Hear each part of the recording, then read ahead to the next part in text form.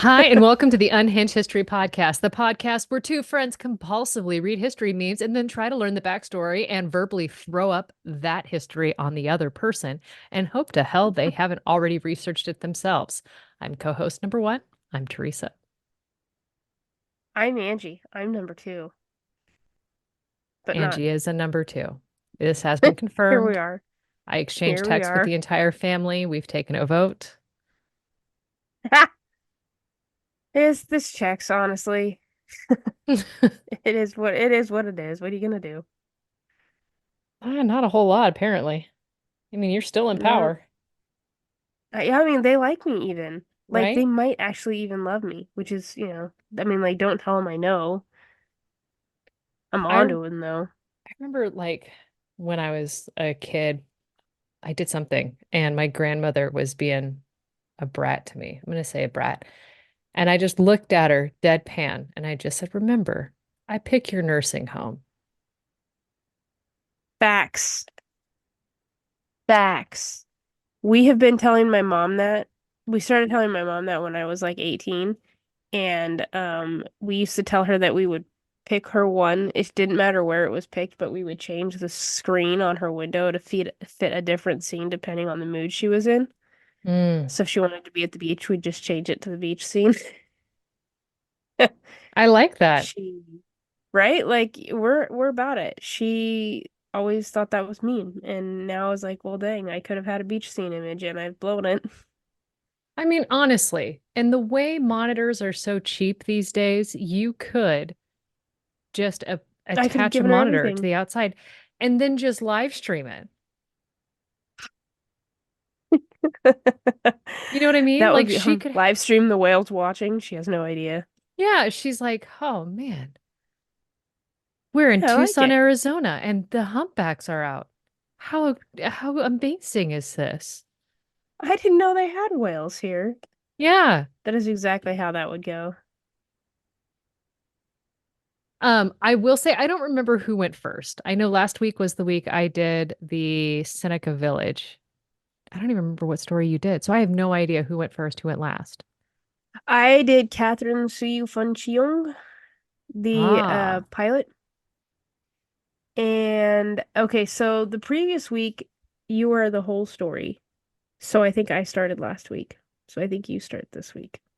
So I will say my story started as a history meme that I found on Pinterest.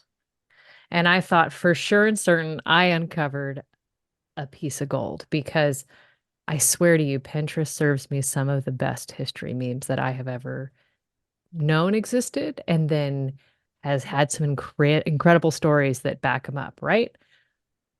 Well, unfortunately, I saw a meme and I think it's probably like a Reddit post. But it I shows, saw a meme.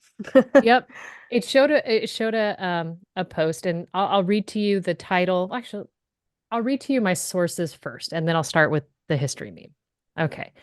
Um, there was a podcast episode by the History Ticks, and then there is a historical journal called Marvels and Tales, volume number 32, or volume 32, number 2 from 2018, the retelling of the story of a woman warrior, Hua Mulan, constructed Chineseness and a female voice by Jing Li.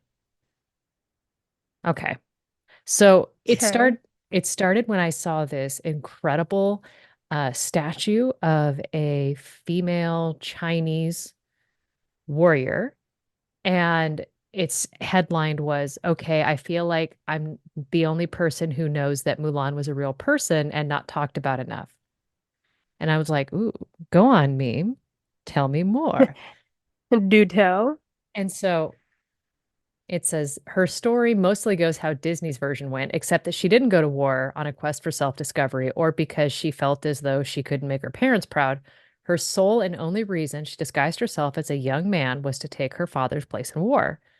So when she told her parents she wanted to do this, they were like, WTF, no, you're a girl and it's chaotic out there. You know what she did? She put on male clothes and challenged her own father to a duel. Her dad was like, who the hell are you? But accepted. And when Mulan won and revealed herself as his daughter, he was like, whoa, okay, you could go. Basically, made sure that she got her parents' consent before going. So not only are her parents awesome, she was decent enough not to leave them hanging for 12 years. And That's nice of yes, her. she went to war for 12 years. 12 years. Okay. Yes. So it's not as short as Disney might portray. Um, and she, in fact, met a handsome general. She also became a general. Eventually, this war was won, and the emperor was so impressed by her, he wanted to wed her to a princess. He wanted to wed the princess to her, and that was when she revealed that she's in fact a chick.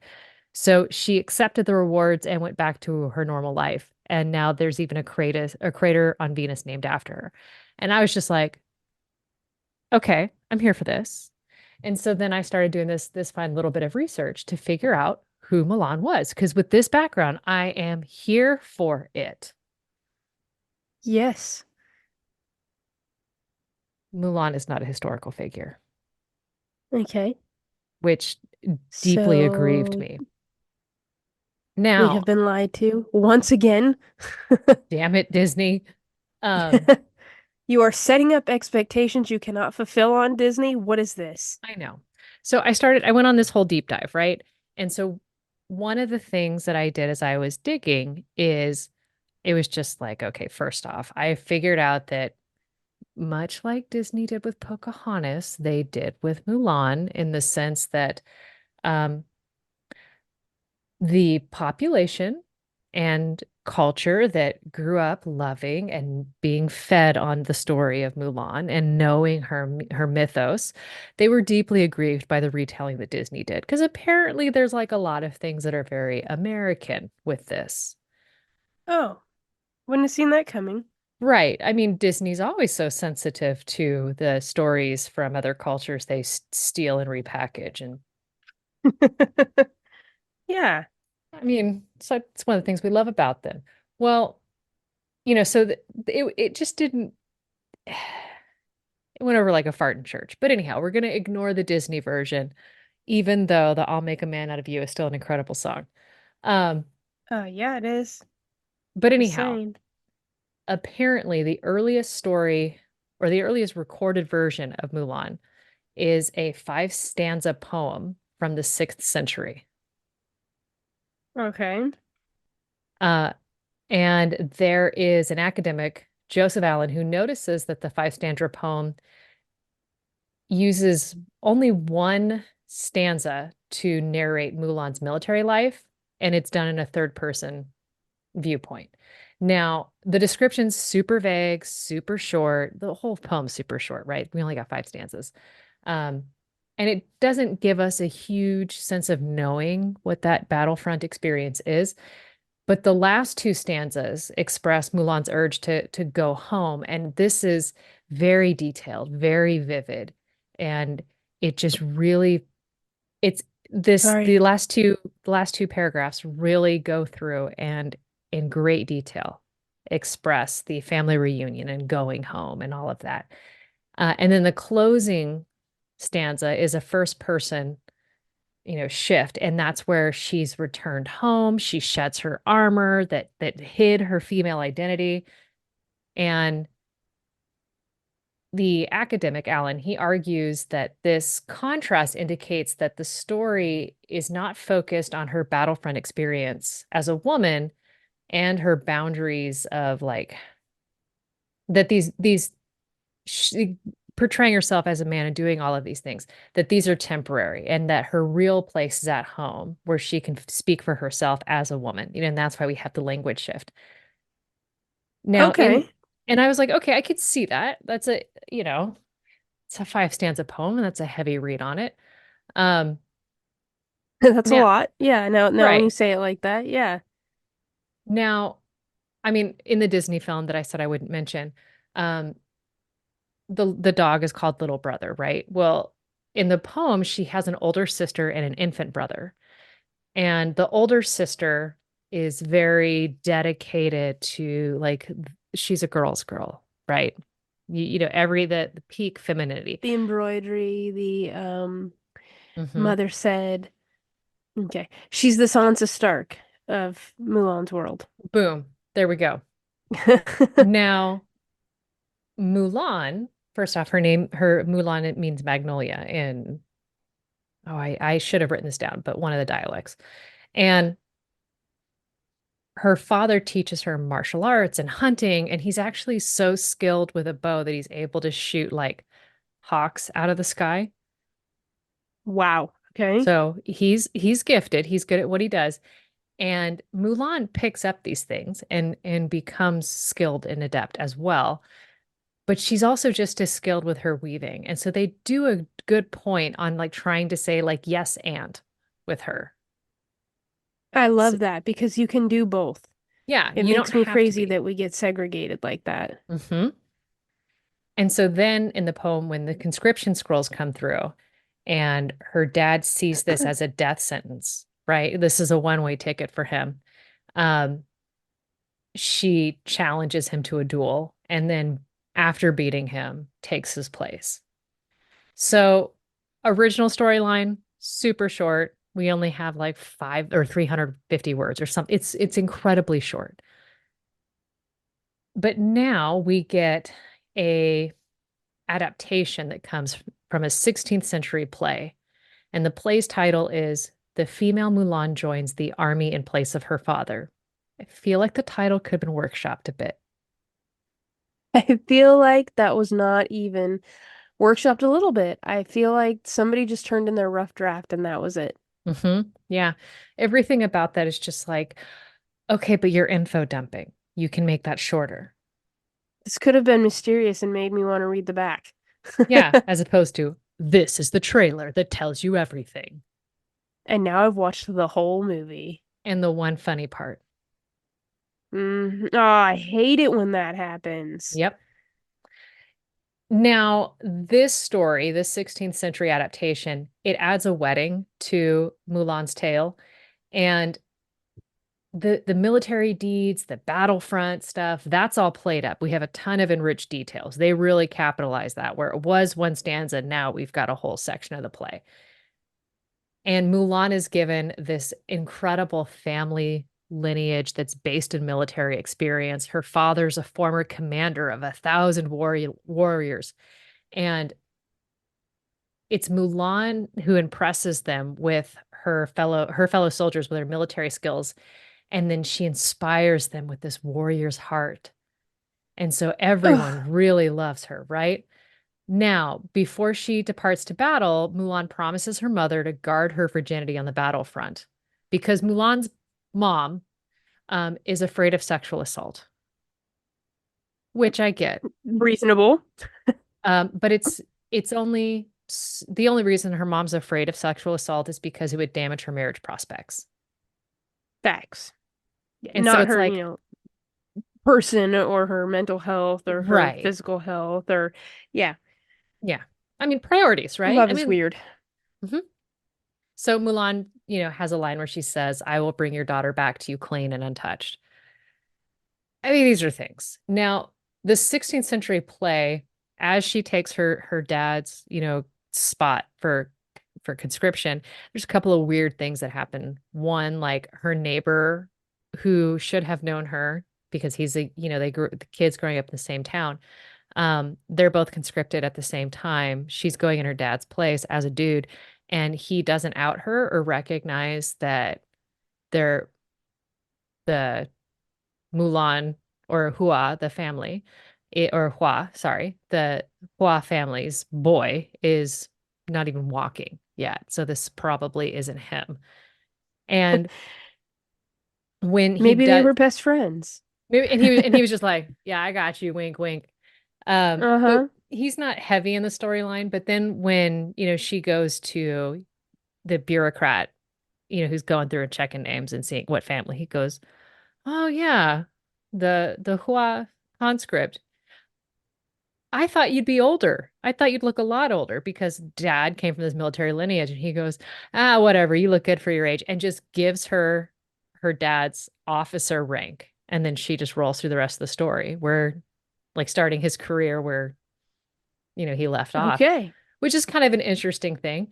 Now, there's also another thing that this play introduces that is weird in my mind. But this is me, very westernized, very American girl. It introduces Mulan's need to unbind her feet on stage.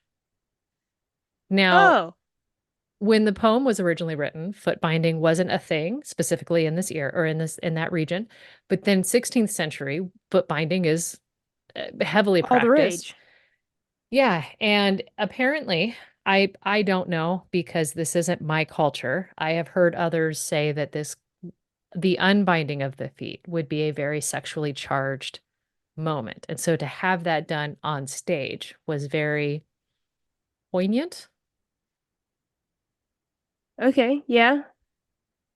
So she expresses in her part that she's got a bit of magic that she can use to magically rebind her feet after this whole battle, and then her feet will be even smaller as a result. Right.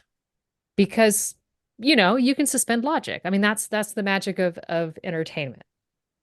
But either way, she goes through this, and I see there's tons of thoughts going through. Do you want to jump in?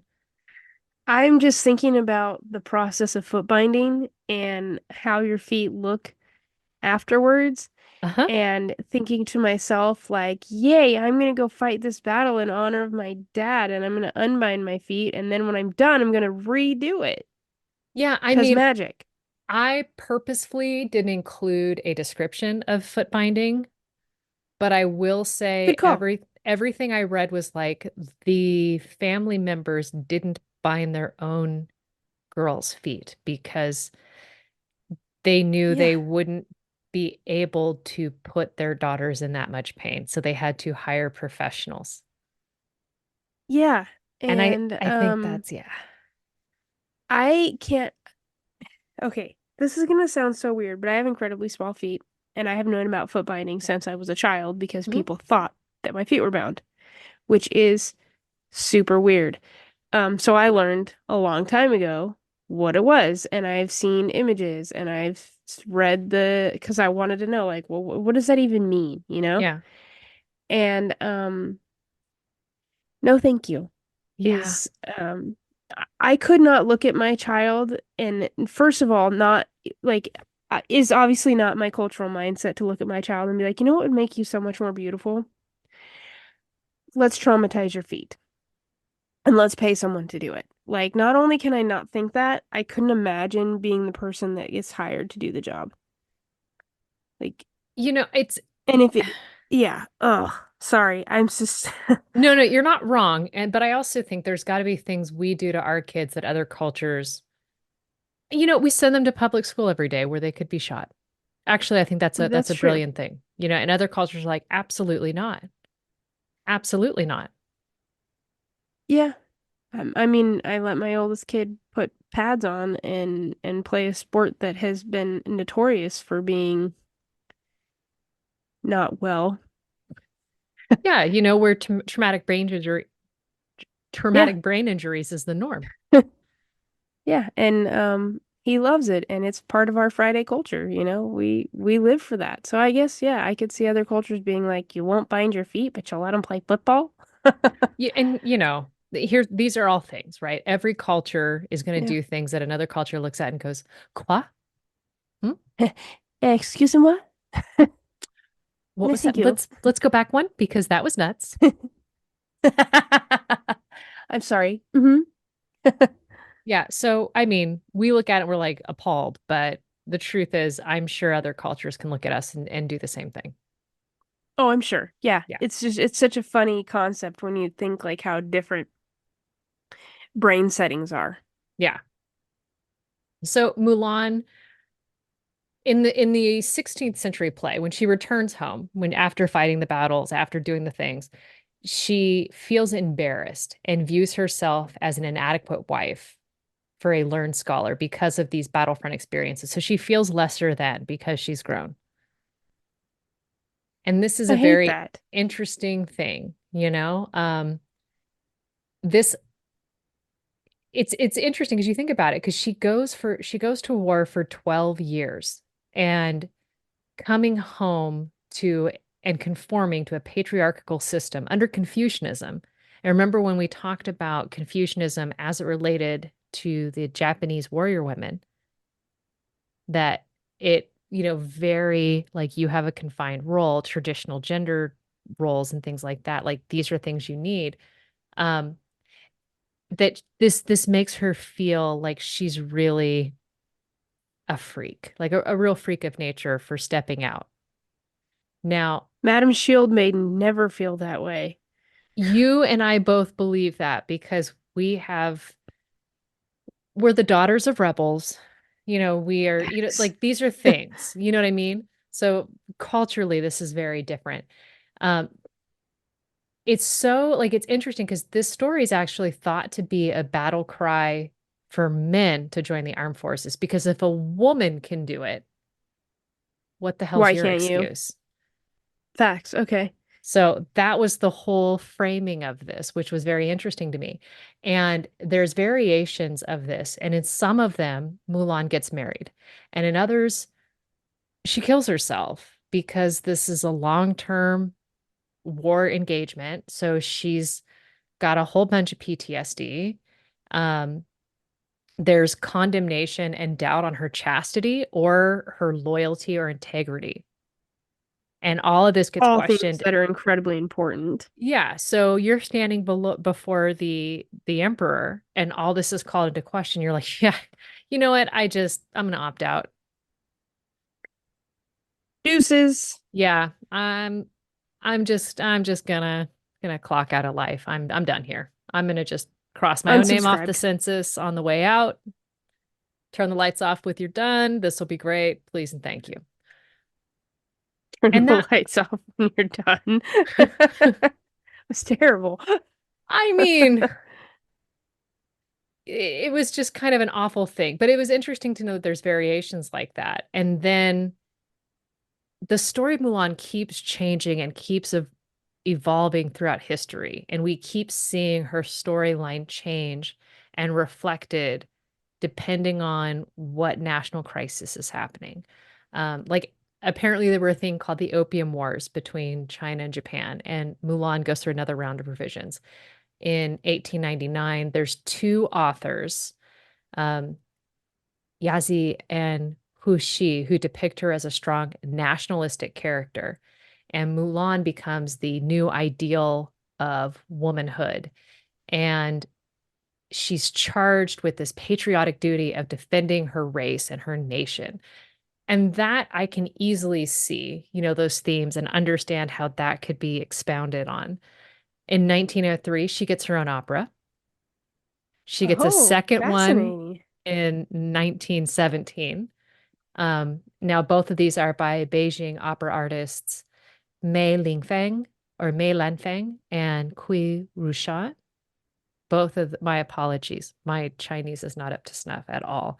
Um, and then both of these operas continue her as this, nationalistic heroine against these invading barbarians. But I can't imagine, and I know Chinese opera is going to be very different than, maybe an Italian, but I tried to imagine the I'll Make a Man Out of You in operatic format, and I couldn't quite get there, but it was an entertaining moment for me, I thoroughly enjoyed this thought process. I'm here for it. right? Like, if nothing else, it's going to allow me to remember that there was the Mulan opera. In fact, yeah. Now, 1920, we start seeing film adaptations about her. And so Okay. when I got to that, I was just thinking like I really thought it Mulan came to being in public consciousness in 1998 when a little star flew over a castle and we saw three circles, And so it Yeah. was fascinating to go like, no, no, no, no, no. Mulan is just very well known. We are just clueless. So 1920, we get a film about her. And again, like they keep pulling whatever crisis, they're going to expand different themes and really kind of So mold she's like her. the Uncle Sam of China. Or the Peter Parker. Yeah. I mean, Yeah. like, because I'm Okay. going to assume in 100 years, we're going to have a different Peter Parker and it's going to be the same origin story of Spider-Man. We're going to get to watch a different young kid get bit by a spider and then start crawling on the Yeah. ceiling. Yeah. No one will ever top Tom Holland, though. That is where I stand. Okay. I'm not even going to fight you on it. You shouldn't. You'll lose because this is a House of Tom Holland stands. Okay. Okay. Back to Mulan, 1939. Japan is controlling Shanghai, and here's where we get another adaptation of the film. There's a leftist screenwriter, Yang Yukyun, who uses Mulan to promote resilience against the Japanese occupation, which I think sounds extremely risky. And maybe they were very subtle with it, but I don't know. I think anytime you have a film produced in a country where you have an occupying force and you're promoting against it, that feels very risky for every party involved. Yeah, but I think in some cases, it's a risk they're willing to take to make a point, right? Right? Like, Um, so in the film where she's standing up to the Japanese occupation, she promises her mother that she's going to guard her virginity, and she tells her mom, quote, I am grateful for you helping me reach my aim, which is to be a person who is useful to the country. Like, and I thought that was very beautiful to see, like, how this story is used to really capture the resilience of spirit and promote this unifying storyline. I agree. And this was the first, like at first, I said a film adaptation, but first this version was a play, and it was used as propaganda by theater troops, which is a weird sentence to me. Oh, it's not to me. Theater troops are often used for propaganda. I can't think of a previous one. I mean, it doesn't mean that you're wrong. Like maybe, okay, so let me walk that back. My high school drama teacher routinely did plays that were a bit pushing the envelope for our small farming community. Yep. And she knew she'd force them to watch it because it contained their children. See? So maybe I just walked all of that back. Art is always propaganda, even when it's okay, not to say that it's always propaganda, but art it can always be used as propaganda for any mode, any theme, any point you're trying to make. Art is Mm, there. okay, I'm with you there. So speaking of propaganda, we get more films, and there's even a version of Mulan that pits her against America imperialism, which I could easily see and is entertaining to me to know that that happened. Um, Now, the big one, I will say that the heavy hitter for Mulan, that one comes out in 2009. And it's in this version that after 12 years of war, she returns home, and she actually has a fairly ambiguous ending as to what she's going to do. So she starts out like with the very stereotypical trope of I need to protect my father, I need to protect my family line. And as she experiences over a decade of warfare, um, she's got a lot to think about. Like the film is super gritty, and the army she faces off against is pretty brutal. And And this was a Chinese film? yeah, Chinese film in Okay. 2009. So, a good decade after Disney's, cartoon.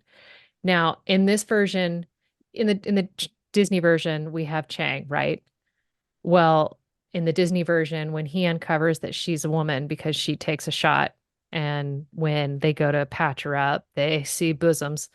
Um, yeah, I know. Chang ends up leaving her, like abandoning her in the mountains by herself, which in my mind is a death sentence and a bit of a red flag if you're going to fall in love with this dude later. Now, in the, you know what I mean? Like everything Yeah. about this was just like, no, no, he has shown his true colors here. He might say life for a life, but if he's leaving you for dead, he wants you to have a slow Yeah. death. Facts. So the 2009 film, they have a variation of this man. named Huin Tai. And Huin Tai refuses Hua Mulan's love because she kind of like, hey, hey, hey. And he's like, no, no, no, no, no. But he stands in and he ends up mentoring her throughout her whole journey through war. And then at his urge and order, Hua Mulan is initiated as a soldier through her first killing. I mean, she's going to be there for over a decade. She's going to get her hands bloody. And he kind of like guides her through that whole process. Um, Now, he teaches her to choose the nation over her personal feelings. And he does this in a kind of messed up way. He fakes his own death. And Oh, in doing so, kind of helps her sever that emotional tie. So she goes through this grieving and mourning process and then comes right back up, and starts doing this thing and becomes a general. as you do. Right. So at one point, she ends up getting captured. And, he kind of, at this point is now, not dead in front of her. And he ends up exchanging himself for her. And I think also Oh, some other swoon. soldiers. But it was still very interesting, right? Because you have all of these different narrative versions of Mulan, and all of them just really tell this. She's just a structure to unite China and Chinese people and resilience and can be used for all of these propagandic themes. And it was still just very interesting to see her as a narrative device only. And I honestly was expecting, well, scholars believe she's loosely based off five different characters juxtaposed into one. And we Yeah. can't find those tiebacks. Dang it, I was gonna ask that. Because I was expecting well, this family claims her, but this family also, and there's just like, she comes from this little short five stanza poem, figment of someone's That we imagination. have like no history on the five stanza poem. We don't know. Yeah, this checks. Yeah. So a meme lied to me, but after I've shattered your heart, that is the historical version as I could find it of Mulan, which is basically all just narrative devices used to suit our own needs. It's not gonna stop me from trying to make a man out of you. You shouldn't, because the number of times, like when growing up, I wouldn't eat a tomato fresh off the garden vine. Like it just didn't appeal to me. And my grandfather is like going, you girls should, you and your sister, come on, like just take a bite. This is like it's like candy. It's like candy. We wouldn't do it. My grandfather, exasperated, goes, it'll put hair on your chest. And Yep. without thinking, my sister just reached over and like just bit into it. And I was just like, really? She's gonna make a That's man out of herself. that's gonna be what pushes you over the edge? Yeah. Put hair on your chest. Every time someone's ever said that to me, my response has always been, no. Yeah, I mean, I'm just As I like, do it oh, anyway. I've never done it. I've never fallen for that one. I'm just like, there's so many other ways to talk me into things. Hmm. My uncle used to tell me to go play in the freeway. Run with knives. No, run with Oh, I haven't scissors. heard that one. Run with scissors, Go yeah. run with scissors. Go play in traffic. Um, Yep. mhm. Don't go touch my walls. go fly a kite in a wind or in a thunderstorm. Thunderstorm. Yeah. Uh, I love it. At least I know the things I heard as a kid are common. Not limited to you. I don't know if they're common. I think they're indicative of us needing therapy, is what it is. You're probably onto that. Yeah. I am devastated and I need you to go ahead and just send an apology text to the men in my family who will be stuck watching Disney movies for the rest of the afternoon. Be a man.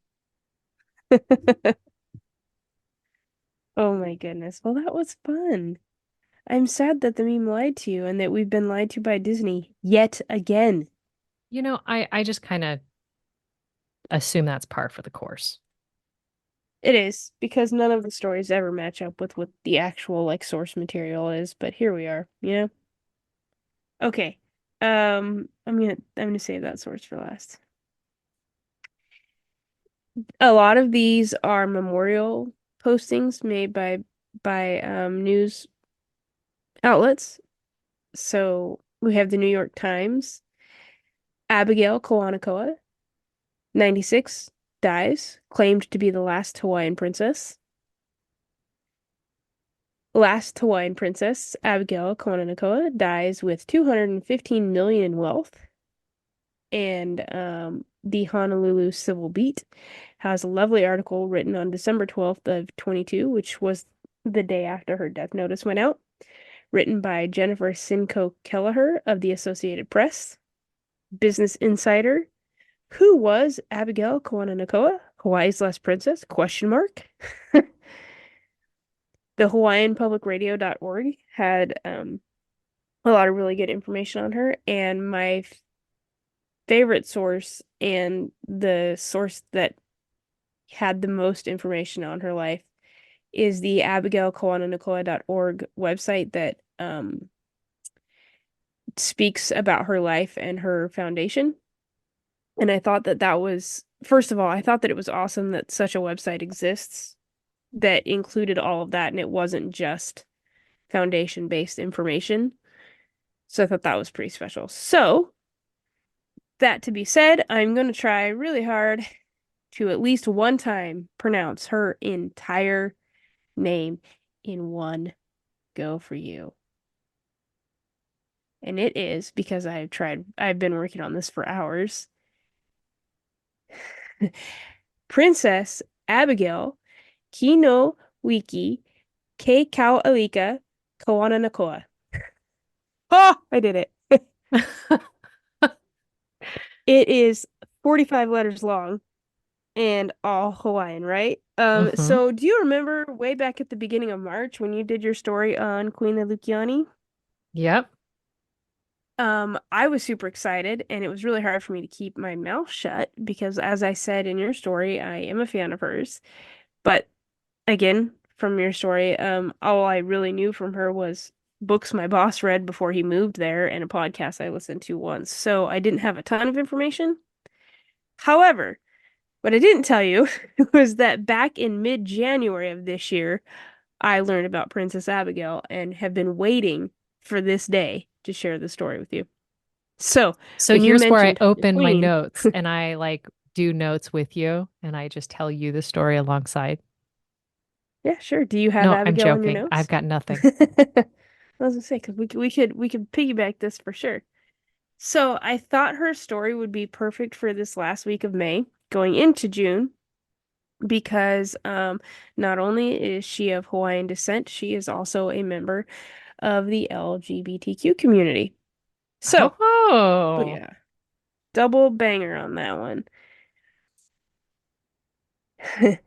She is considered the last princess of Hawaii, and I chose her because, like her predecessor and great-grand aunt, Queen Lelukiani, she gave back. Not only is she of Hawaiian descent, like I mentioned, she's also a part of the gay community. Um, but her story, I was telling the man this morning that this is probably my least most unhinged story, but I chose her because I'm so impressed with um, her thoughts and her love for the Hawaiian people that I think that her story should be told. She was born April 23rd, 1926. She is the daughter of Lydia Liliuokalani Kawānanakoa and an Irish American Dr. William Jeremiah Elderbrook. Her great wealth, it is worth noting, comes from her great grandfather James Campbell. He was an Irish businessman who owned a sugar plantation. And I just wish to point out at this time how weird our timeline of things of our understanding is because she was born in 1926. She died December 11th of 2022. So just a couple years ago. Wow. And her great grandfather, not like five times great grandfather, her great grandfather was an Irish businessman who owned a sugar plantation in Hawaii. So part of the reason the monarchy failed. Right. However, in his case, he actually married into the Hawaiian monarchy. So it seems to me, for I all don't intents know. purposes, he wasn't Queen Liliuokalani. or Queen Liliuokalani's husband wasn't a good man. Yeah, I'm not saying that he was a great man, but I also don't know that he was one of the ones that was out to take over the government. You know what I mean? It didn't seem that way from what I can tell, but it is such a weird thing to realize that, like, first of all, he could have been. Um, Second of all, that it wasn't that long ago. Like, she was born in the same century we were born. Yeah. And that's so wild for my brain because like when you look at pictures of the queen, even in the colorized versions, you get this sense of a completely different era and a completely different place. And it feels so disjointed and so out of alignment with what we understand. But it's wild to know that she died in the same century we were born. But you So, know, like even then, I think a lot of the people who control the historical narrative don't do a lot of colorized photos. To that point, they want to yep, show the civil rights movement. I'm going to the civil rights in black and white. They want to say like it's to so make it long disjointed. ago. Like Yeah, it's it black is and white not. before color. It's like, no, that was a choice. That was an artistic choice. Mm-hmm. I could not agree with you more. And I think because of that, really, it does make our minds like, for me, it's a little unsettling to come to that realization that like my grandparents were around for this. Yeah. You know? Like that's wild to me. Long so all that to say, he it would be his daughter who marries Prince David Kawānanakoa. He was number three in line for the throne of the Kingdom of Hawaii. Okay. So you have like a little bit of background there. And then obviously we know that the American businessmen they tried to overthrow the Hawaiian kingdom in 1893. You covered all that. That being said, after the prince died in 1908, his widow, Abigail Campbell Kawānanakoa, adopts their grandchild through the traditional Hawaiian custom of hanai. Did you discuss that at all? I did because I Liliuokalani thought so. is was adopted through that practice from one high chiefess to another. And I think that's pretty common. I don't know a ton and I would love to learn more, but that seems to be the case because even though our Princess Abigail's father died in 19, or excuse me, her grandfather died in 1908, her biological mother, who gave birth to her in the 1920s, was still alive. Um, so Abigail adopts all the grandchildren after her husband's death. And so she takes the name Abigail as well. So now Mm. you know where she gets the name from, right? She would go on to say that this essentially strengthens her ties to the claim of the title princess. There's obviously more to it and more to the custom of this Hawaiian adoption idea that are really interesting. But at the end of the day, Abigail knew that had the monarchy stayed in power, the throne would have actually gone to her older cousin Edward. But she did joke, quoting, "Of course, I would be the power behind the throne. There's no question about it." Doing an interview in 2021 with the Honolulu magazine, and I just love her for that. Like, obviously, I'm the queen. So, anyway, her childhood was spent in literal paradise. She grew up mostly in her grandmother's home. She was officially adopted by the age of 6 by her grandmother. She spent a great deal of time additionally with her great aunt Muriel Campbell, Shingle Omlu in her home in Punaluu, which years later she would actually buy and renovate because she loved it so much. And that made my heart so happy. Like those familial ties that we don't often get to see, she very much had. But if you can imagine for just a second what her young life was like, and like go ahead and swoon with me. Um, Her foundations page has this beautiful quote. Amid the royal atmosphere in which her grandmother was visited and revered by native Hawaiians bearing tributes of fruits, fish, and lei, and was fanned by attendants holding luhala fans, Princess Abigail was described as crawling in and out of her grandmother's lap and tucking flowers into the doting matron's hair, followed by Oh, this comment. Throughout her young life, Princess Abigail was surrounded by other female relatives, such as her grandmother's sisters. She described them as, quote, gracious, charming people who had beautiful homes and heirlooms and time for us children. And my heart literally exploded. So you're telling me this little girl was raised in her grandmother's home with all of her aunts and their sisters and just given this kind of idyllic lifestyle that we don't often hear of in our stories. Like it seems to me like Right. a lot of our people's childhoods are so messed up, but she got to do the thing and I'm so happy for her that she got that and we can have that kind of dreamy idea of what Hawaii in the 20s and 30s must have looked like for her. Please say she's not Additionally, sent to some missionary school that turns everything on its head. it's actually she received a top-notch education, which I thought was wild to learn. Did you know several Hawaiian royals graduated from college in California? Did not know. I didn't either until till I was doing the research for this. So she went to the Punahou School in Honolulu and then the Shanghai American School in Shanghai from 38 to 39. And in 1943, she graduated high school at Notre Dame High School in Belmont, California. She would then attend the Dominican College in San Rafael from 43 to 44, and then she would also attend the University of Hawaii in 45. You know, So, this is yet another opportunity that I realized I missed because I didn't go to school with royalty. right? I'm upset about it also. And I did go to school in California. So this could have been.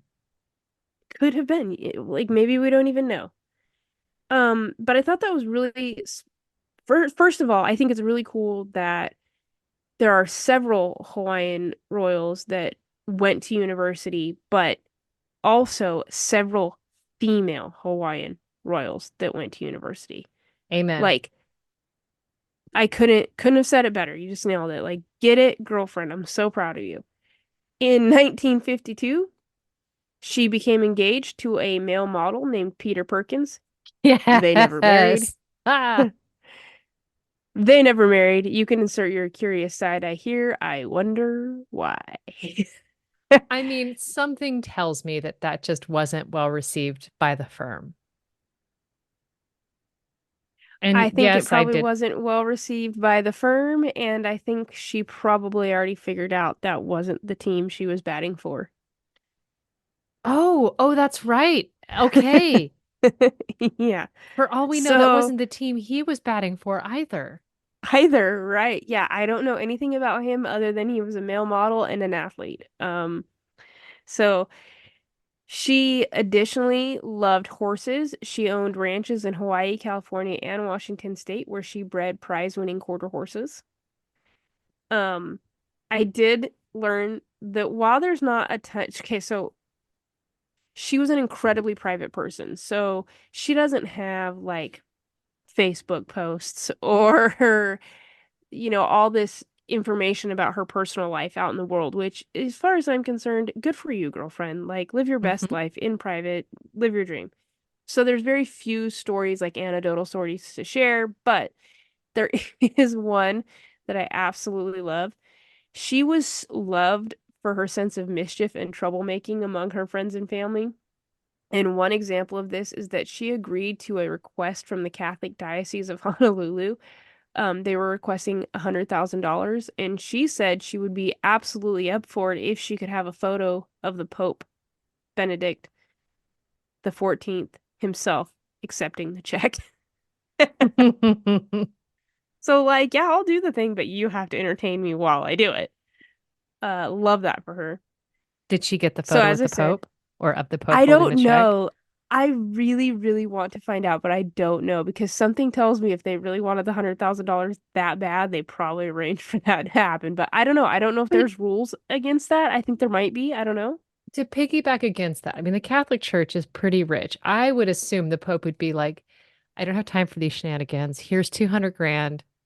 Forget talking to the princess. It's possible. Yeah. I mean, I don't know the outcome and I don't know the rules. So We're gonna fast forward a little bit because, like I said, she lived a very private life. There's not a ton of information out there in the world in regards to most of her adult life, but she, in October 1st of 2017, Kawānanakoa would finally marry at 91 years old. Whoa. Yeah. Um, so as you remember, it's been a few years since she called off that engagement in 1952, and she would marry her longtime roommate, Victoria Gail Worth, who now goes by the name Veronica, excuse me, I think I said Victoria. Veronica Gail Kawānanakoa, who was only 63 years old at the time So the she got service took herself a place. young one. She did. Almost 30 years her junior, right? The service takes place in Honolulu by Justice Stephen Levinson. However, things are not all butterflies and roses for her. It must be said that a couple months earlier in the year, in August, she had had a stroke, according to the BBC. Her attorney accused her quote unquote roommate of abuse and financial exploitation. So, in a handwritten letter to her by her to the media, she explained the firing of her attorney, James Wright. Also, at the time, she made it very clear that she could handle her own business, or so she thought. All the allegations were dropped, and the First Hawaiian Bank would succeed Wright as the trustee of her estate in 2018. In a You court know, appearance in 2019, you say go that, ahead. and that, because like when you first said she gets married like post age 90, it was just like, well, why wait so late? But I think that's exactly it. She was reminded of her mortality. And I'm sure she goes into the hospital and her longtime girlfriend is like, can I get an update? And they're like, I'm sorry, next of kin only. That ain't you. That's I was thinking about that this morning because in my mind I thought if you've been with them for over 20 years at this point, um, why didn't hadn't you married sooner? Probably because you didn't think I you don't know the needed it. laws. Like if you're Yeah. healthy, you're just like, well, we're just doing the thing. Yeah, and I'm assuming like because, that's gay marriage laws were still changing and still revamping and working things out. I don't know when it became legal in Hawaii or if it was ever illegal. I'm unclear on that part. So for them, it may not have been something that was ever worth it until Veronica can't get information from the doctors. I'm not sure. Well, I mean, I know I have family members that I grew up with them being like they were just my aunt and uncle. They were always my aunt and uncle. And then they just got married this last year or two ago. Like Yep, recently, right? And it's like you could make the argument of like, well, why now? Why not literally 30, 40 years ago? And it yep, was, well, I mean, it just things life. There were reasons for each thing. And then we realized, oh, we should get on with this.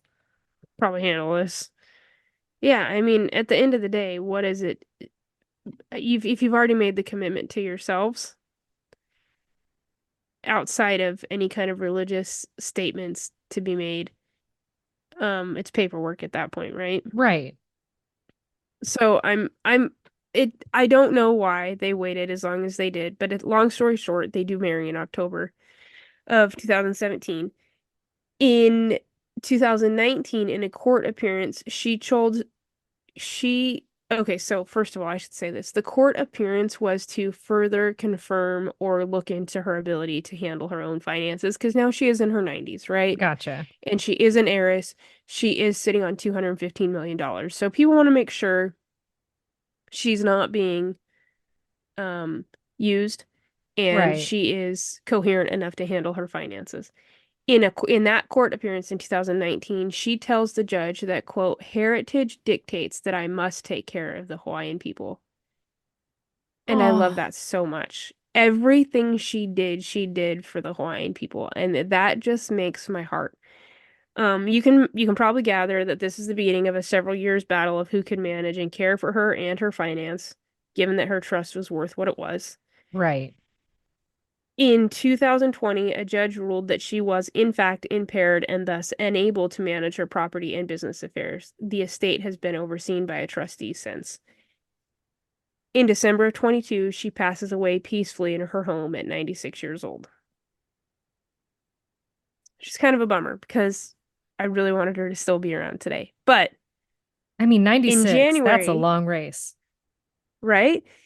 In January of this year, which is when I learned about her, her estate was settled and finalized court documents show that after putting out tens of millions of dollars to people such as former housekeepers, cooks, and other longtime employees, 40 million would go to her wife, and at least 100 million would be left to support Native Hawaiian causes. Oh, Right? And for me, the reason I really wanted to share her story was that it was about her legacy for me. She, firstly, the Abigail Kawānanakoa Foundation was established in 2001. This foundation serves as her lasting legacy and ultimate gift to her people. Its purpose is to support Native Hawaiians by preserving and promoting Hawaiian language, culture, and history, including things like their music, religion, language, like I mentioned, and the hmm. arts. Additionally, the foundation provides a specific support for individual needs, including medical care and funeral expenses.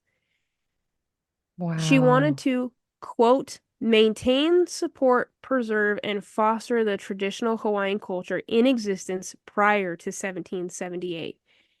In case you're curious, 1778 was Is the that year the when first Captain European Cook? explorer, uh-huh, Yeah. the first European explorer reached the islands, right? So, um, I really appreciate that about her. One of the most obvious things that she was involved in, and it was a long time project for her, was the Friends of the Iolani Palace. This monumental undertaking was to restore and preserve the Iolani Palace, which had been the architectural crowning achievement of her great-grand uncle, King Kalakaua, Okay. during his Yeah. travels, And right? didn't Okay, didn't so he put he had electricity in the palace years before it was in the White House? probably I didn't read that part, but what I know is that he was one of the so supposedly he was one of the first kings to actually travel all around the world. I'm not sure if that means native, like American, N- or outside of European No, ancestry. I'm unclear. he traveled all around the world, and it was when he did it, that was when his sister kind of took up regency and like managed Yeah, like smallpox like outbreaks. And there is some shade thrown to that trip because apparently he could have been looking for a buyer for the prop or like for Hawaii. could have been. Um, Yeah. because he was spending it like it wasn't his money and sending his sister This postcards checks. as she's like, no, no, but there's a smallpox outbreak. Like And we have he's like, problems back home. hey, so we're in Italy. Cheers. Ciao. Have you seen Spain? Yeah. Um, And she's like, yeah. meanwhile, Yeah, right. Okay. So, um, basically he builds this palace after traveling the world, right? And he is kind of totally enamored with the architecture that he sees. So he comes home and he builds the palace to incorporate all of those architectures along with Hawaiian architecture. Did you see any photos of it? I I didn't retain it. Like I believe I did, It's but I it stunning. okay. Yeah, I got you. So she would actually inherit this undertaking from her biological mother, which I think that's super special. She served as the president of the Friends for nearly 30 years, and she gave so much to it in the form of gifts, a family treasure, like King Kalukoa's roughly 14-carat diamond pinky ring. Okay. She would support events at the palace, right down to paying the palace's electricity bill for many years. This made her the single largest benefactor of the palace, which I think is Wow. awesome. She was a longtime financial supporter and big fan of the Aha Punaha Leo. This is Hawaiian's immersion program, which works to keep the language alive, used, and intact.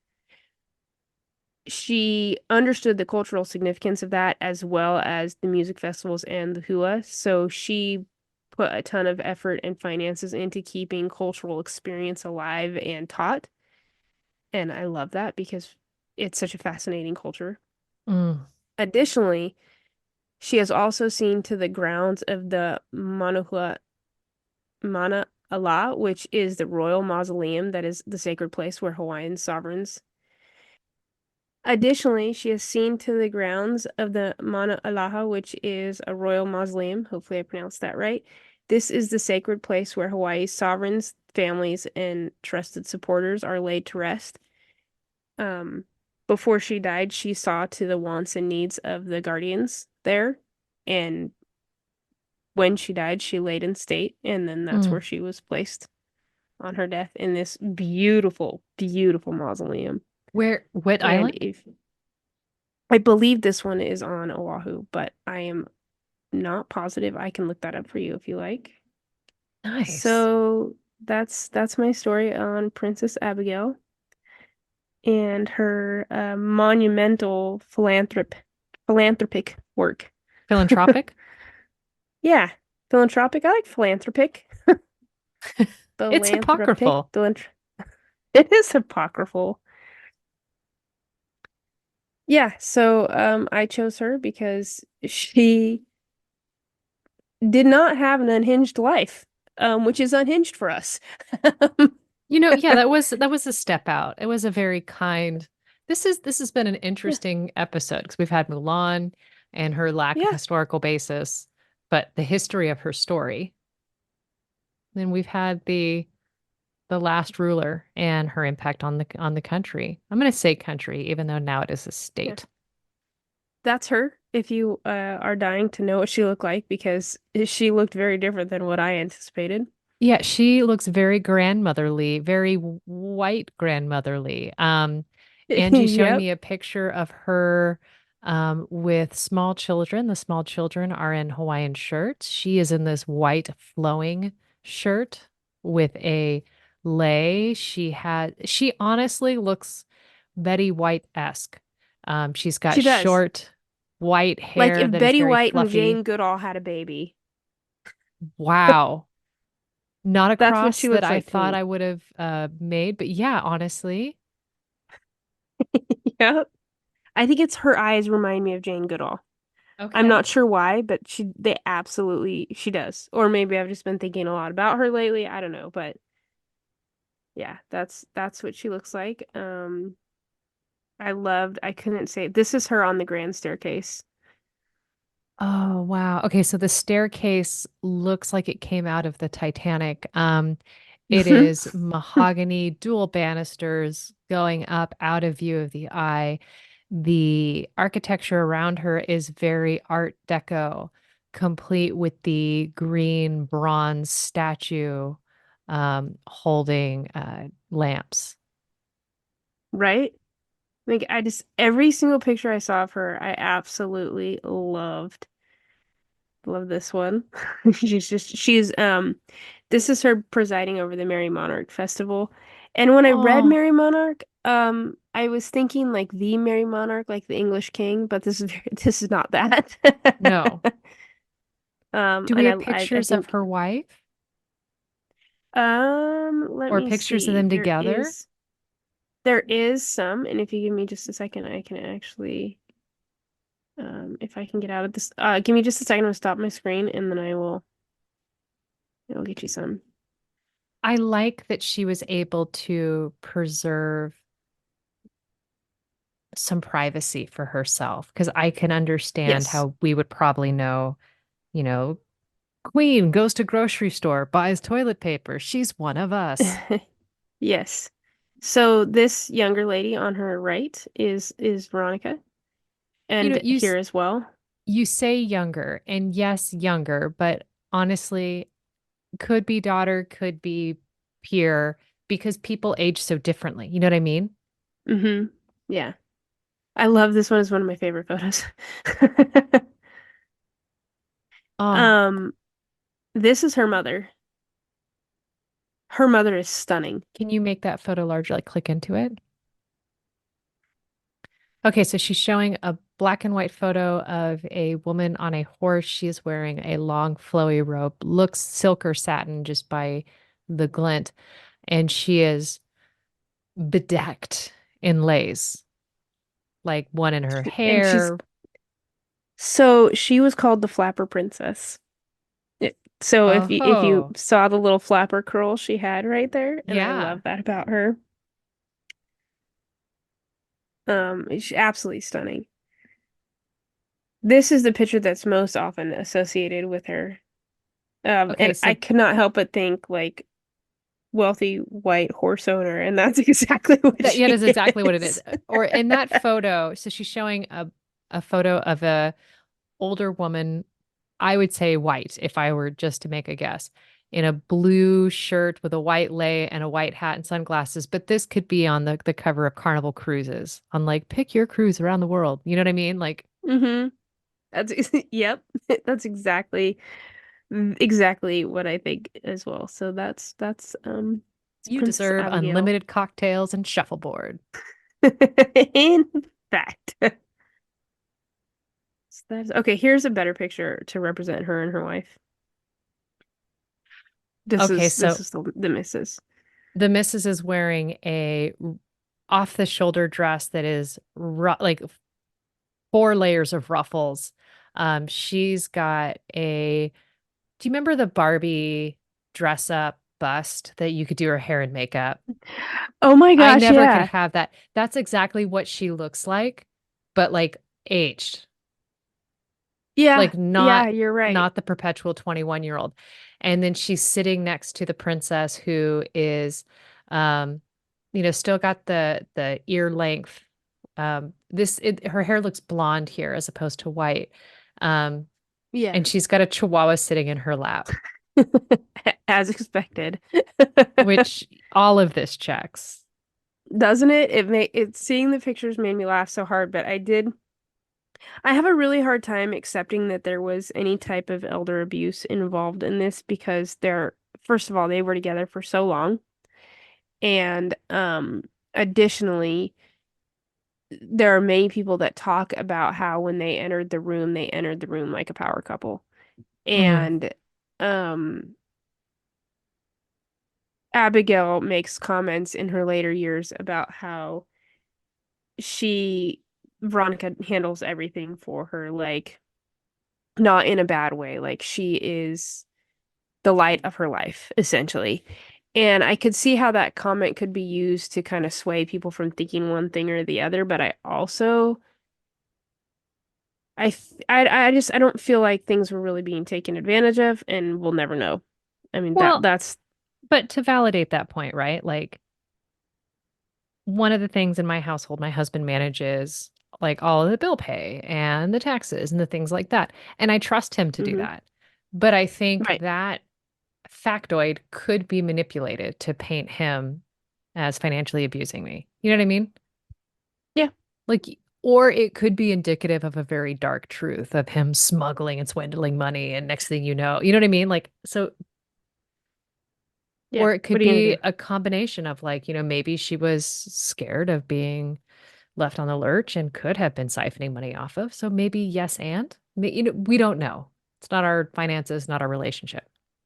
Exactly. And at the end of the day, she was cared for, and so are the Hawaiians, and that is the whole reason I chose her story. And that's Her good, love honestly. for the Hawaiians. And when you look at like Liliuokalani, like really the Hawaiian royals, I think did a fantastic job of trying to protect and prepare, like care for them. Like the fact that they have public beaches and roads that go around the islands, like that, like those were set up because the royalty realized they need to protect those things and create that hmm infrastructure.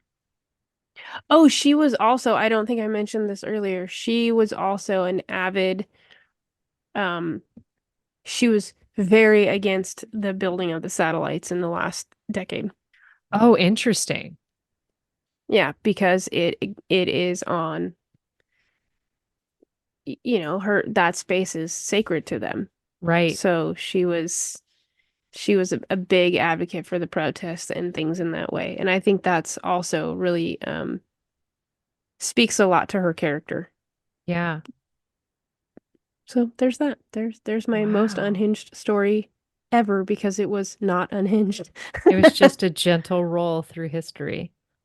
Yeah, like the Hawaiian waves. I love that. Yeah. Well, if you've enjoyed this uncharacteristically calm stroll through history, and you're like, thanks for the break. I can't wait for next week when we invariably go back to World War One or two. Then rate, review, subscribe, and tell your favorite surfboard waxer about us. And on that note, goodbye. Bye. Surfboard waxer, huh? That's a good Surfboard one. waxer.